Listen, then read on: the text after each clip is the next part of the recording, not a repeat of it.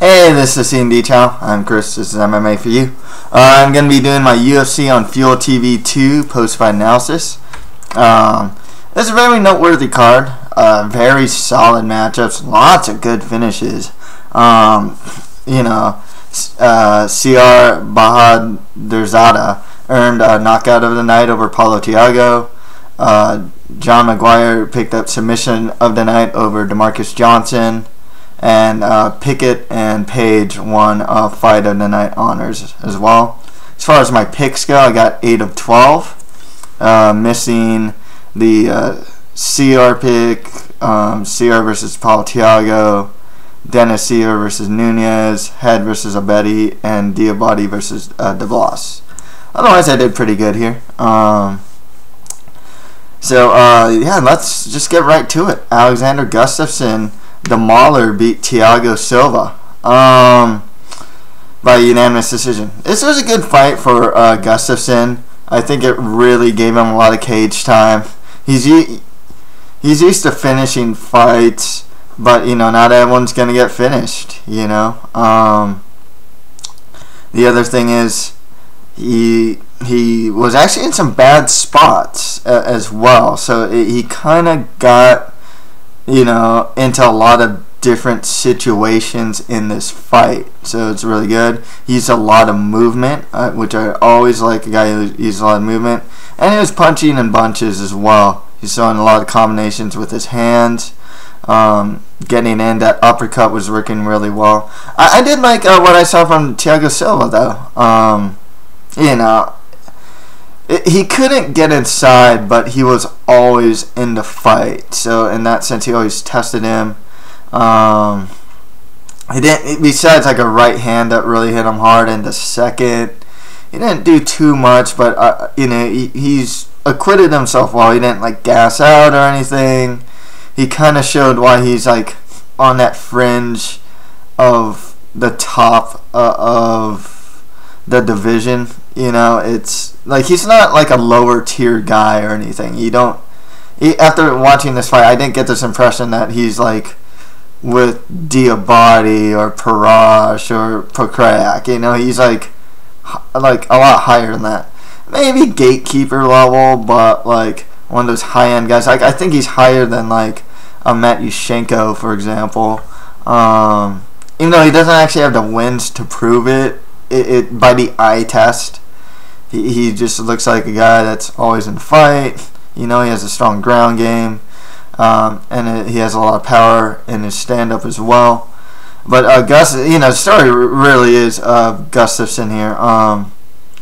After something like a performance like this, it's kind of like assuming John Jones beats like Rashad Evans, which many people do, myself included. You kind of always have to ask after watching something like this, well, how would Gustaffson do against John Jones? Obviously right now I don't think he's ready.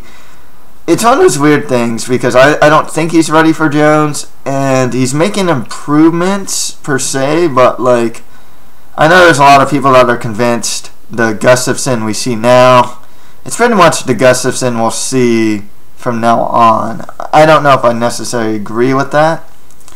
I think he just needs more cage time. Fights like this are really good, but he does need to fight more of a top guy now. Machida, Shogun, or a lot of people like Ryan Bader as well. So there's some good fights. He's definitely earned his right to fight those type of guys at this point. Obviously, I don't think he'll fight Jones next. I think that'll probably go to Dan Henderson. With Thiago Silva, if you want to give him like a comeback fight, he's supposed to fight for Kryak. I think that's a good fight for him. Otherwise, there's a lot of lower tier guys you can fight, or you can kind of throw him more into the sharks. Wouldn't be a bad fight. See Thiago Silva versus like someone coming off a loss like a Shogun or a Rampage. That'd still be a cool fight. Or you can give him someone lower tier as well. He's kind of like one of those guys. Clay Guida's like that too. You can kind of give him like a lower guy if you really want to, or you can give him a higher up guy. as well, and he'd do well there too. It wouldn't seem unusual to put him in either or levels of his weight division, in my opinion at least. Next fight after that, Brian Stann beat Alessio Sakara by knockout in the first round. Okay, so Stann got his comeback fight, pretty much. You know what I mean? I picked him to win. I thought he'd win pretty much by knockout or TKO. Sakara's just like a lower tier guy in the middleweight division. You know, he has fun fights. This fight was really fun to watch for the 2 minutes and 26 seconds it lasted. Otherwise, it didn't really show much else about Brian Stann. He hits hard. With Sakara, you know, he's mainly a stand-up guy. He's not known for a ground game. You know, Brian Stann knocked him down and then beat him up in his guard and ended up getting what looked like a flash KO. You know, good win for him. Good comeback win. It's kind of tough to say where he goes next, though. You know, do you want to give him someone near the mids like Herman? Do you want to? I think you kind of got to push him off. I think a Bosch would work. Munoz, Michael Bisping, you know, someone like that. I don't know if you want to give Stan like a Philippou maybe, but I know he's fighting Fukuda if I'm not mistaken. Or like one of those up and coming guys like Hani Marks. You could do that. I don't think you want to waste or with Stan, I don't think he should be fighting prospects. I think he should be fighting more top guys. I really like him versus Bosch. I think that'd be a really cool fight. You can even do Stan Okami if you want. I think Stan Bosch kind of works for me at this point. Maybe Stan Bisping. There's a really good story there as well. American hero versus the British guy, you know. Yeah. But a guy who can really test his wrestling and ground game would also be beneficial for him as well. With Sakara, lower tier guys, you know, if he's still in the UFC, I think the UFC likes the guy. Just more lower tier guys for him, you know. Loser of like McGee versus Nick Ring or something like that, you know. You know, Michael Cooper or like just some of those guys on the lower tier. Next right is that CR Bahadurzada beat Paulo Thiago by knockout. Really bad move about Thiago, just rushing in with his head just really exposed. I think his arm was in like another stratosphere in relation to his head, pretty much. I mean, it was just. But that's his style in a way, you know. His stand-up's always been kind of like that. I was hoping to see more of the fight because I think Thiago would have possibly took the fight to the ground, and you get to see you know, Sire's ground game, and that's the problem. You know, having a big knockout like this, it's great on your resume. But at the same time, while it's impressive, in a fight like this, kind of leaves more questions than answers as well. Not trying to discredit his win. It's a great win. You know, Sire's a threat on the feet, but you always got to wonder, how is he going to do on the ground? I think someone like a John McGuire actually would be very interesting. That's why I like cards like this, because you have some guys on here that can fight other winners of this card, and I always like that. So I think McGuire would actually really test Sire's ground game. You know, McGuire's coming off a 2-fight win streak in the UFC against like lower level guys. Sire beat a pretty, you know, established mid-tier guy in Paul Thiago here, though. But nonetheless, I think someone like a McGuire would test his ground. If not, you know, there's other fights he can do. Maybe the winner of I know Pyle's gonna fight someone like that. Maybe an Eversalt, but see that comes up kind of high. He only has one fight in the UFC so far, So I like to see him get more lower to mid guys at this point. Next fight after that, Dennis Seaver beat Thiago Nunez by unanimous decision, 29-28 across the board. Nunez doesn't do himself a lot of, watching him fight, it's one of those, I like Nunez. It's, I gotta look at things in hindsight here. I think Nunez really suffers from, like, a really bad sense of, I guess he doesn't always come off, he has the best sense of urgency sometimes. I don't have to describe it, but, like,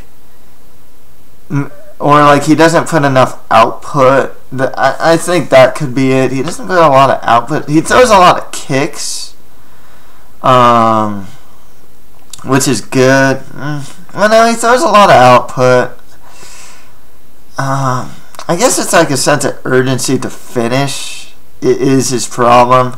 I can't pinpoint it, but there's something about Nunez that doesn't always work well with the judges, I guess, because he does move back a lot. He's on his bicycle a lot. He throws a lot of leg kicks, and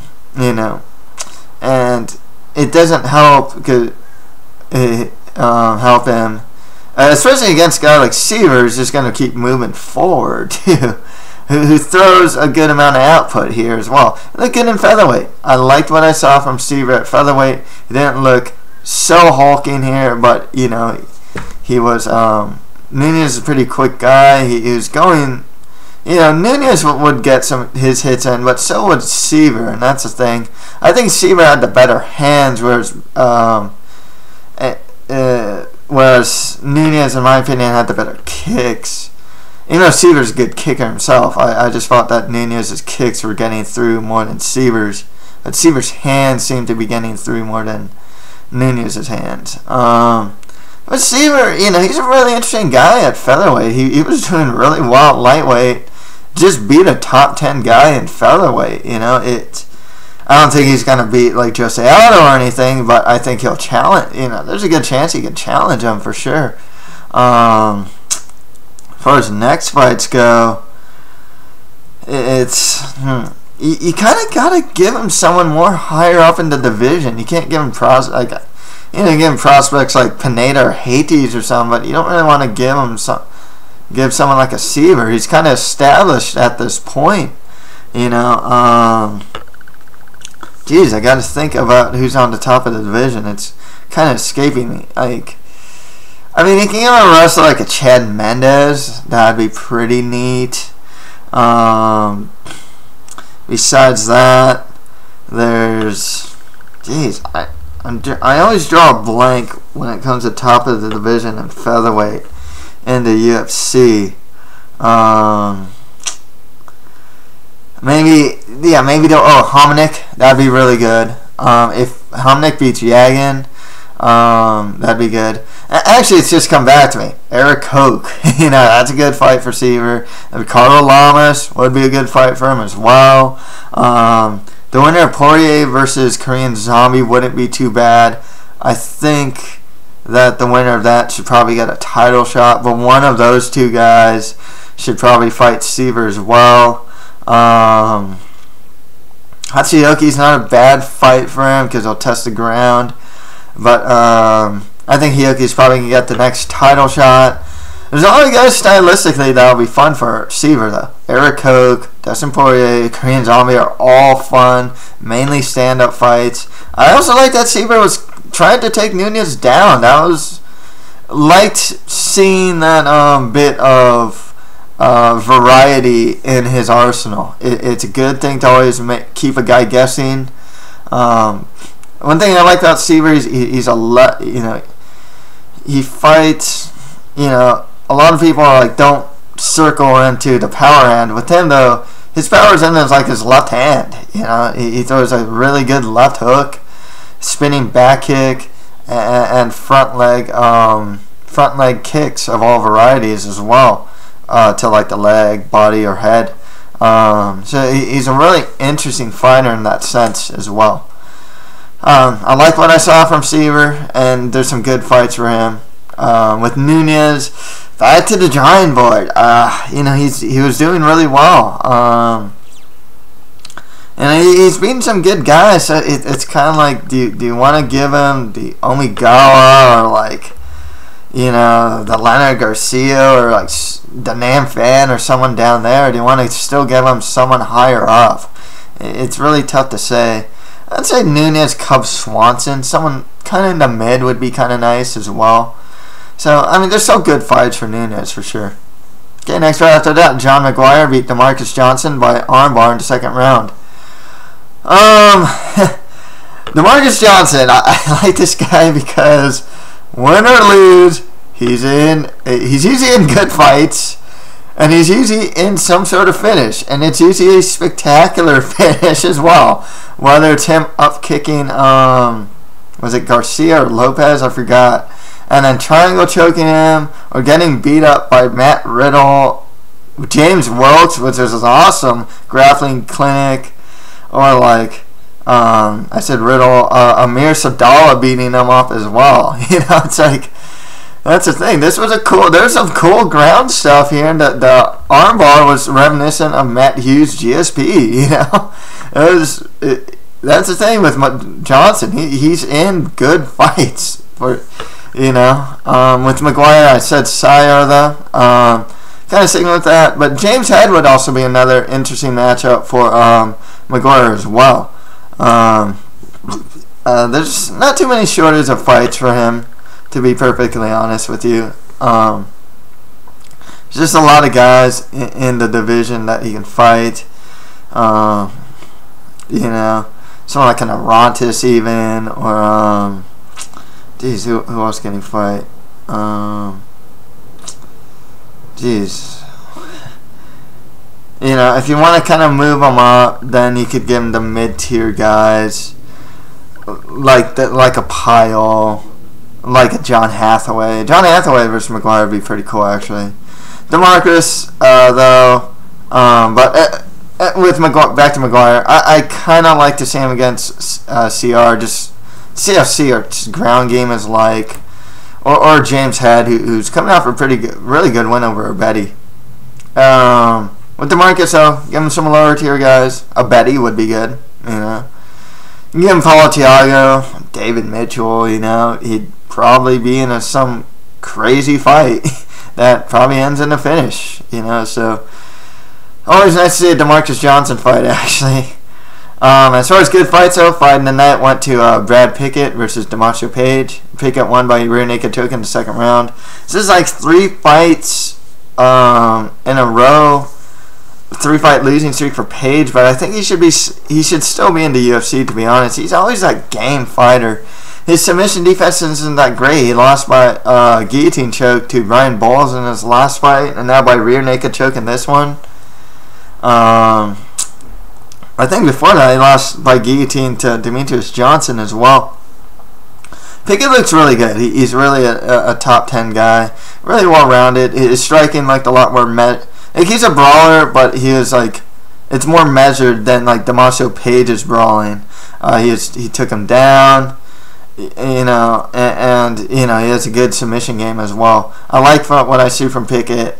You know, if you want to give him someone like Miguel Torres, or the winner of Torres versus McDonald, that'd be cool. Someone up there. He's lost to Jorgensen already, and Henan Burrell.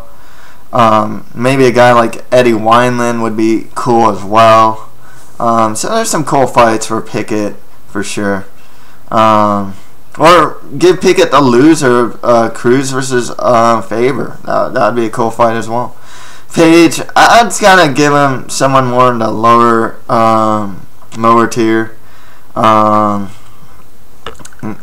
You know, there's geez, at 135.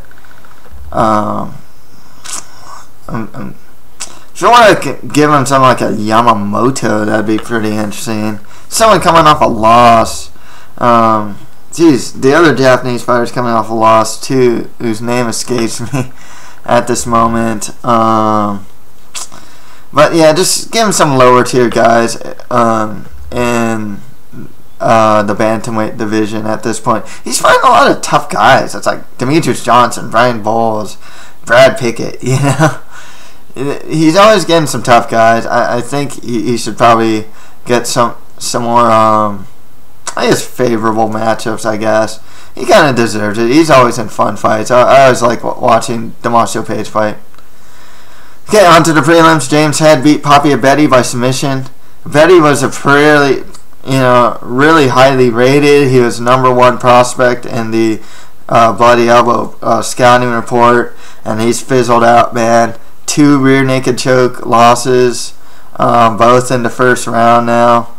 One to Thiago Alves, he looked really good there, and people had high hopes for him after that Thiago Alves fight, but he's just fizzled out. Now he lost to James Head, who's more of a lower tier guy. James Head looked really, you can tell he was a middleweight. I noticed that a lot of welterweights are looking like this now. James Head looks really huge for a welterweight, but there's a lot of guys that are just big welterweights now. I actually liked what I saw from Head. His hands didn't look too bad. He was throwing some straights. He did get countered a lot though, so I didn't really like that. His wrestling was good as well. He got back to his feet when he was in half guard. I always like to see guys get back to their feet. I actually liked what I saw from Head. I'm actually a bit curious to see what he'll do in welterweight. Like I said, I like a fight with him versus like McGuire. I thought that'd be pretty cool. Or maybe some lower tier guys as well. That are coming off wins. Next round after that, Cyril Diabate beat Tom DeBlas by majority decision. This was not a great fight, to be perfectly honest with you. Good win for Diabate. I'm really surprised he can stay in the UFC. He's always looks like a guy with like no sense of urgency in the stand-up or on the ground. He got like a leg locked, and his expression is just like he almost has this like sneer on his face. His base isn't very good on the ground. I'm gonna be honest with you. I'm not saying this because like I picked Tom DeBlas. To be perfectly honest, I thought Tom DeBlas, if he had a full training camp, would probably be able to take down Diabate and probably win a decision or get a submission. To be perfectly honest with you, I'm not too impressed with what I see from Diabate, to be perfectly honest, but he's managed to stay in the UFC and pick up wins. He get some losses, managed to pick up a win, and just managed to stay afloat in the UFC. There's lower tier guys he can fight. He's fought a lot of the lower tier guys, but like fight with like Szynski would be cool. Another striker like Fabio Maldonado would be really cool as well. Igor Prakrak would be cool as well. With DeBlas, he shows he has good wrestling. I'm curious to see what he'll have in the full training camp. His jiu-jitsu looks really good as well. I'd like to see what he can do. He was also in the Bloody Elbow scouting report as well. With a full training camp, I can see him taking guys down and possibly submitting them as well. Give him some more lower tier guys. Next fight after that, Francis Carmon beat Magnus Sedenblad by rear naked choke in the second round. I like what I see from Carmon. It's just that he doesn't have a good base. I noticed that pretty readily. His base, he gets swept relatively easily. He does have some power. I like his stand-up as well. I think he should fight some more mid-tier guys at this point. He's a guy that's coming up, in the division. Give him like a Noak.